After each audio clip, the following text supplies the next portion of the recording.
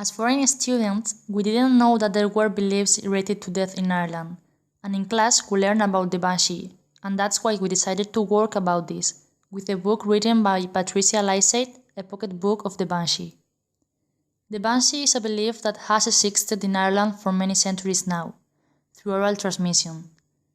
It really represents the identity of Ireland and how Irish people perceive the transition from life to death. It's a relevant fact in Irish culture. The most common name is Banshee, which means otherworld woman.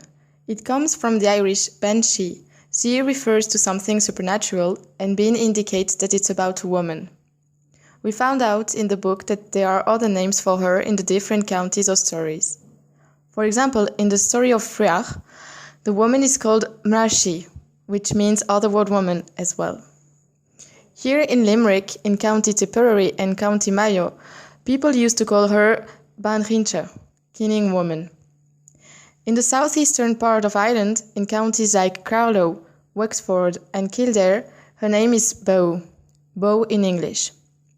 She responds after the name Boshenta in counties Lois, Kilkenny and Tipperary, and finally after the name Bibe in English, in Waterford. There is not a standard description of the Banshee, although people have tried to imagine how she was like. As far as the Banshee is concerned, she is imagined to appear in a female shape, but people don't always agree about her appearance. For example, in County Waterford, they imagined her as a beautiful woman with long golden hair, because of her connection with the fairies in Irish literary tradition. However, the idea that she is an old woman with grey hair is firmly established in folk tradition. People don't really know how her face looked like because it was overshadowed by her hair, and also because she used to appear at night.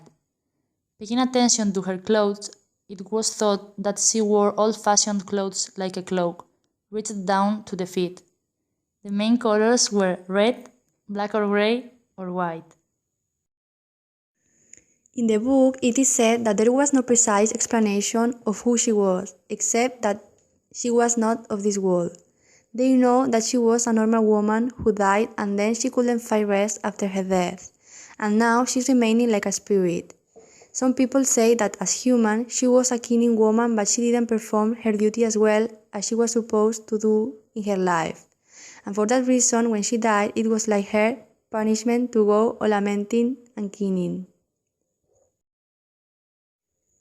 The Banshee is also perceived as a messenger of death. She announces someone's death minutes or hours or sometimes days before the death by crying, like a kinning woman. Some people say that she appears to the one who is going to die, while others think that she only appears to someone related to the person who is about to die. She doesn't usually enter in the houses.